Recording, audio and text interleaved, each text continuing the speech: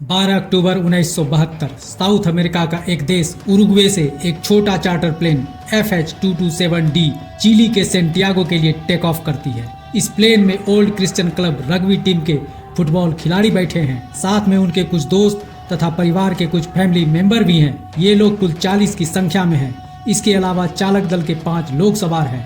मुख्य pilot colonel Julio सेसर फेराडाज, जिनको वायुसेना की पायलट के रूप में 5000 घंटे से ज्यादा उड़ान का अनुभव है।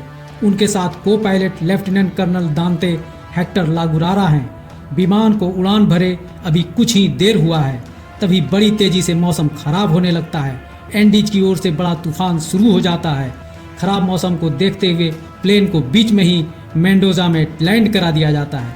मजबूरी में सभी लोगों को मेंडोजा में ही रात गुजारना पड़ जाता है। हालांकि मेंडोजा से सेंटियागो बहुत ज्यादा दूर नहीं है, लेकिन एंडीज माउंटेन रेंज, जो कि माउंट एवरेस्ट के बाद दुनिया की दूसरी सबसे बड़ी और लंबी पर्वत श्रृंखला है, उसे अभी पार करना बाकी है।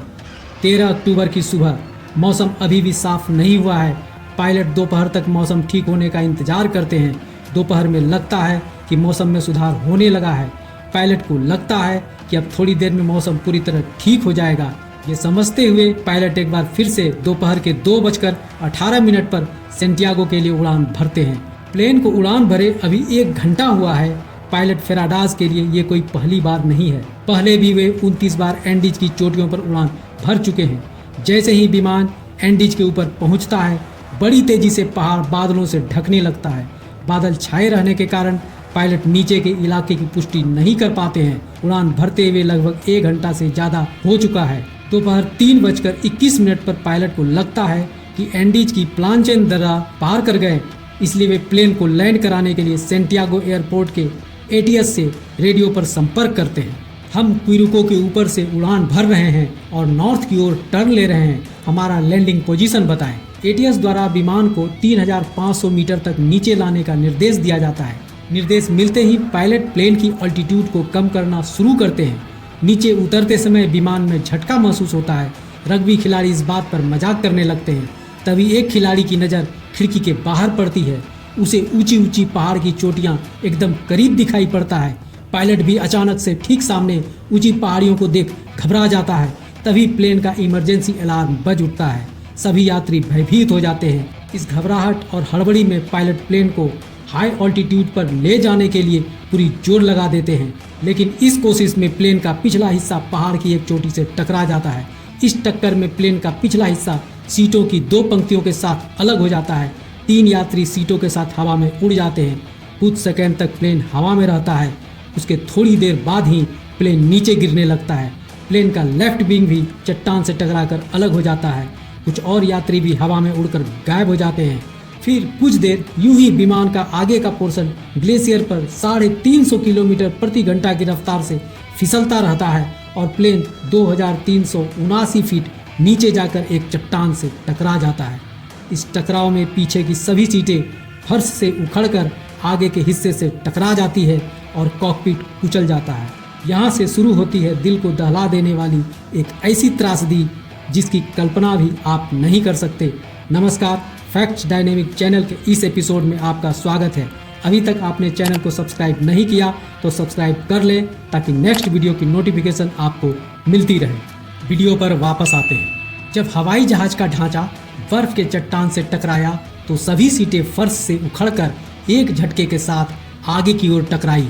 झटके का प्रेशर इतना अधिक था कि सभी यात्री एक दूसरे को दबाते चले गए। पायलट फेराडाज की मौत तुरंत हो जाती है।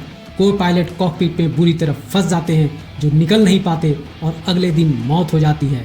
सभी 45 लोगों में से 12 की मौत हो चुकी है। 33 लोग अभी भी जिंदा बच गए हैं। इन जिंदा बचे लोगों में अभी भी कई लोग गंभीर रूप से घायल हैं। कईयों के सिर में चोट है तो कई लोगों के पैर कई जगह से टूट चुके हैं। नंदो पराडो की खोपड़ी में फ्रैक्चर है, वह कोमा में जा चुका है। प्लेटेरो के पेट में मेटल का एक टुकड़ा फंसा हुआ है। इन यात्रियों में संयोगवश 2 मेडिकल के स्टूडेंट भी हैं। कैनेसा और जर्विनो दोनों भी घायल हैं। फिर भी ये बाकी घायलों को देखना शुरू कर देते हैं। इन दोनों से जो हो पाया मदद करने की कोशिश करते हैं। इधर विमान के सेंटियागो रिपोर्टिंग के कई घंटे बीत चुके हैं। क्यूरिको कॉरिडोर पर विमान की अंतिम रिपोर्टिंग के आधार पर Chile air search and rescue service ने तलाश शुरू कर दी। खोजी टीम को पता नहीं था कि विमान चिली पहुंचने से पहले ही दुर्घटनाग्रस्त हो गया है। दूसरे दिन अर्जेंटीना, चिली और उरुग्वे के 11 विमानों ने लापता विमान को खोजना शुरू कर दिया। दरअसल सफेद ग्लेशियर में सफेद विमान को आकाश की ऊंचाइयों से ढूंढ पाना आसान नहीं था। ग्लेशियर में फंसे यात्री खोजी विमानों को देखते रहे, लेकिन वे लोग उन लोगों को देख नहीं पा रहे थे। इन जीवित बचे लोगों ने सामान में बरामद लिपस्टिक से विमान की छत पर SOS लिखने की कोशिश की, लेकिन उनके पास इतनी लिपस्टिक नहीं थी कि इतना बड़ा अक्षर लिखा जा सके।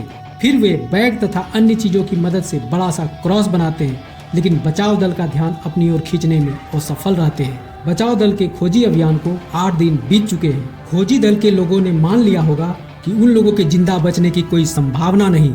21 अक्टूबर को खोज समाप्त कर दी जाती है। इधर 5 और लोगों की मौत हो जाती है। अब 28 लोग ही जिंदा बचे हैं। ये लोग टूटे हुए प्लेन के अंदर से टूटी हुई सीटों और अन्य सामानों को हटाकर रहने लायक बनाते हैं। ठंडी हवाओं से बचने के लिए पिछले हिस्से को सामान तथा बर्फ से ढक देते हैं। पीने के पानी की व्यवस्था के लिए धूप में मेटल सीट पर बर्फ को रखकर पानी को बूंद बूंद इकट्ठा करते हैं। अपने आप को गर्म रखने के लिए सीट कवर का उपयोग करते हैं। इसी क्रम में 3 दिन के बाद पराडो को होश आ जाता है। पता चला उसकी मां की मौत हो चुकी है। उसकी 19 वर्षीय बहन गंभीर रूप से घायल है। 9वें दिन उसकी भी मौत हो जाती है। अब 27 लोग ही जिंदा बचे हैं। रात का तापमान -30 डिग्री और भी भयावह है। उन लोगों के पास ना तो कोई मेडिकल सुविधा थी, ना तो गर्म कपड़े, ना तो भोजन की व्यवस्था। जिंदा बचे लोगों के पास खाने के लिए 8 चॉकलेट बार, जैम के 3 छोटे जार, मसल्स की 1 टीन, बादाम का 1 टीन, कुछ खजूर, कुछ कैंडी और वाइन की बोतलें थी। ये लोग इन चीज़ों का इस्तेमाल बहुत थोड़ा थोड़ा करते रहे ताकि ज़्यादा दिन चल सके। ये लोग ऐसे जगह पर फंसे थे जहाँ ना तो कोई पेड़ पौधा था, ना ही जानवर। जब खाना खत्म हो गया तो भूख मिटाने के लिए सीट का फोम, बेट और जूते का चमड़ा तक खा लिया। इसके कारण ये और भी ज़्यादा बीमार हो गए। इस बीच इन लोगों को 2 सीटों के बीच एक छोटा रेडियो मिलता है। रॉय हार्ले ने विमान से बिजली के तार का उपयोग कर एक लंबा एंटीना बनाया। एंटीना लगाते ही रेडियो किसी तरह काम कर गया। उन्होंने सुना बचाव दल ने खोज समाप्त कर दी है। ये खबर सुनते ही सब लोगों में मौत सा सन्नाटा छा जाता है। अब उन्हें बचाने आने वाला कोई नहीं। एक तरफ यहाँ से ना निकल पाने की निराशा, दूसरी तरफ भूखमरी की स्थिति। ऐसे में कैनेसा के मन में भूखमरी से बचने का एक विचार आया, मानव मांस खाने का। कैनेसा के इस बात से जैसे सभी को बिजली का जोरदार झटका लगा हो। मानव मांस, वो भी अपने दोस्तों रिश्तेदारों का। ये सोचकर ही मन अजीब सी घृणा से भर गया।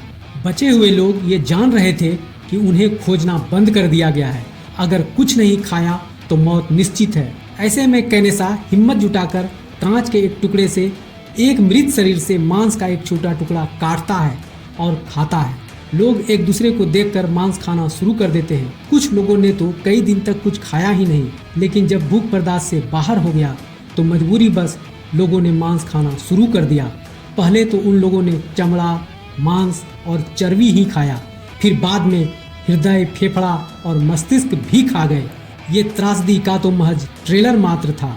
अभी बहुत कुछ झेलना बाकी था। दुर्घटना के 17 दिन बाद 29 अक्टूबर को आधी रात के वक्त जब लोग सो रहे थे, तभी एक बहुत बड़ा हिमस्खलन होता है। एक डरा देने वाली शोर के साथ बर्फ की बड़ी बड़ी चट्टानें गिरती चली जाती हैं। विमान का ढांचा बुरी तरह बर्फ से ढक जाता है। वे लोग 2 दिन तक उसी में फंसे रहते हैं। बर्फ में दबकर 8 लोगों की मौत हो जाती है। अब तक जिंदा बचे लोगों की संख्या 19 बची है। 31 अक्टूबर की सुबह तक किसी तरह से बर्फ में सुरंग बनाकर बाहर निकलने में सफल होते हैं। तभी उन्हें एक और बर्फीला तूफान का सामना करना पड़ता है। वे लोग किसी तरह रेंगकर प्लेन के ढांचे में घुस जाते हैं। 3 दिन तक लगातार भयंकर तूफान चलता रहा। 3 दिन बाद पुनः मांस का सेवन करते हैं। ये क्रम कुछ इसी तरह चलता जा रहा था। दिन बीतते जा रहे थे। गर्मी की शुरुआत के साथ विमान के ढांचे में दबी हुई बर्फ पिघलने लगी थी। इन लोगों ने तय किया कि यूं ही इंतजार करने से अच्छा है आसपास के क्षेत्र का मुआयना किया जाए। इस अभियान के लिए 3 लोग, जिनमें कैनेसा, पाराडो और विजिंगटन को चुना जाता है। तीनों खाने के लिए कुछ मांस और सीट कवर से बनाई गई गर्म कपड़ों के साथ निकलते हैं। 15 नवंबर को ही, जिस दिन तीनों भ्रमण करने निकल रहे हैं, एक और मौत हो जाती है। अभी 18 लोग जिंदा बचे हैं। उसी दिन 15 नवंबर को कई घंटों चलने के बाद विमान का टूटा हुआ पिछला हिस्सा मिलता है। इस टूटे हुए विमान के साथ चॉकलेट का एक डिब्बा, 3 मीट पैटीज, रम की 1 बोतल, सिगरेट, कुछ कपड़े, दवाइयाँ और बैटरी भी मिलती है। वे लोग इस टूटे हुए हिस्से में ही रात बिताते हैं। अगली सुबह वे लोग फिर से पूरब की ओर निकलते हैं, लेकिन दूसरी रात वे तीनों मरते मरते बचते हैं। वे लोग वापस टूटी हुई विमान के पिछले हिस्से में लौट आते हैं और कई दिनों तक रेडियो को बैटरी से कनेक्ट कर चलाने की कोशिश करते हैं, लेकिन सफल नहीं हो पाते। वे तीनों वापस अपने बाकी साथियों के पास लौटने का फैसला करते हैं। इधर राफेल, जो पैर के घाव के संक्रमण से पीड़ित था, 18 नवंबर को उसकी भी मौत हो जाती है। इस एंडीज के पहाड़ियों पर सभी बारी बारी काल के गाल में समाते चले जा रहे थे। 60वां दिन 11 दिसंबर एक और व्यक्ति की मौत हो जाती है। अब सिर्फ 16 लोग ही जिंदा बचे हैं। बचे हुए लोगों को पता था कि अगर वे मदद पाने के लिए जल्द से जल्द नहीं निकले तो सभी मारे जाएंगे। 12 दिसंबर 1972 को तीनों लोग फिर से एंडीज की पश्चिमी चोटियों की चढ़ाई शुरू करते हैं। इस बार इन लोगों ने बिजली के तार, वाटरप्रूफ कपड़े, जो विमान की एयर कंडीशन को कवर करने में इस्तेमाल होता था, उसी से एक स्लीपिंग बैग तैयार कर लिया था। इन तीनों ने 3 जोड़ी जींस, 3 स्वेटर, एक प्लास्टिक शॉपिंग बैग में लपेटे हुए 4 जोड़ी मोजे पहने थे। साथ में 3 दिन के लिए मांस भी रख लिया था। ये 11,710 फीट की ऊंचाई पर ग्लेशियर से निकलना शुरू करते हैं। उनके पास ना तो चट्टान चढ़ने का कोई सामान था, ना तो नक्शा, ना ही चढ़ाई का कोई अनुभव। गर्मी बढ़ने के कारण बर्फ नरम हो गई थी, जिसके कारण उनके पैर बर्फ में धंसने लगे थे। चलना बहुत कठिन हो रहा था। उनका रात एक ही स्लीपिंग बैग में गुजरता था।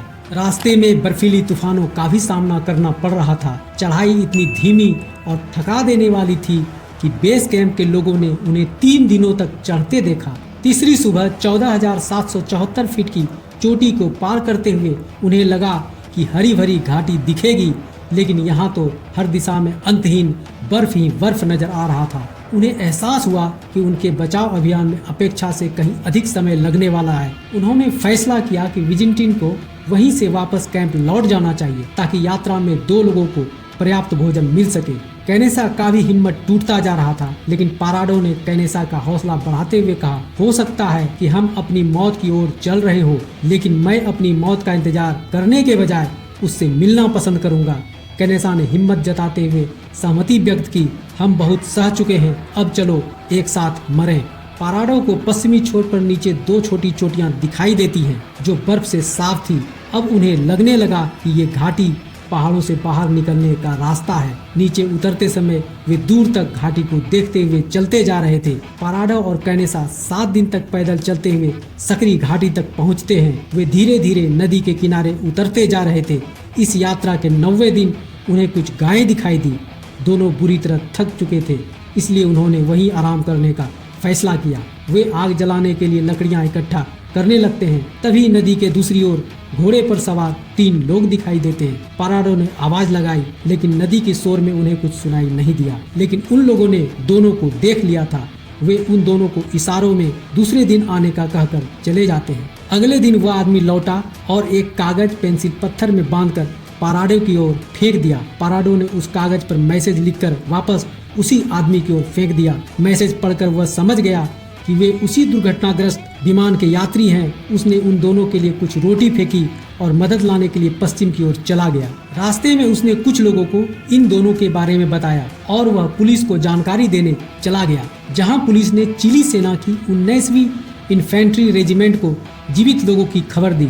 इसी बीच कुछ लोग पाराडो और कैनेसा को घोड़े पर बिठाकर लॉस मेटेनेंस गांव पहुंचते हैं और वहां खाना खिलाकर आराम करने के लिए कहते हैं। जब यह खबर सामने आई कि उरुग्वे वायुसेना की उड़ान 571 की दुर्घटना में लोग जीवित बच गए हैं, जो 72 दिन बाद भी जीवित हैं, पूरी दुनिया को आश्चर्यचकित कर देने वाला था। 22 दिसंबर 1972 की दोपहर को वायुसेना का 2 हेलीकॉप्टर दुर्घटना स्थल पर पहुंचता है।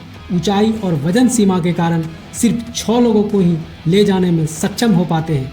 बचाव दल में से 4 लोग बाकी 8 लोगों के साथ रुकते हैं। दूसरे दिन 23 दिसंबर को बाकी बचे सभी लोगों को सुरक्षित रेस्क्यू कर लिया जाता है। 72 दिन खून जमा देने वाली इस त्रासदी में 16 लोगों ने मौत को मात देकर जिस जीवटता का परिचय दिया, इसके बारे में आपके क्या विचार हैं कमेंट कर जरूर बताएं। दोस्तों आज का ये एपिसोड आपको कैसा लगा? उम्मीद है अच्छा लगा। तो देर क्यों, जल्दी से लाइक कर दे और अपने दोस्तों को शेयर भी कर दे। साथ ही साथ चैनल को सब्सक्राइब करना तो बिल्कुल ना भूलें। आज के लिए बस इतना ही। मिलते हैं नेक्स्ट एपिसोड में एक नई इन्फॉर्मेटिव वीडियो के साथ। नमस्कार, जय हिंद।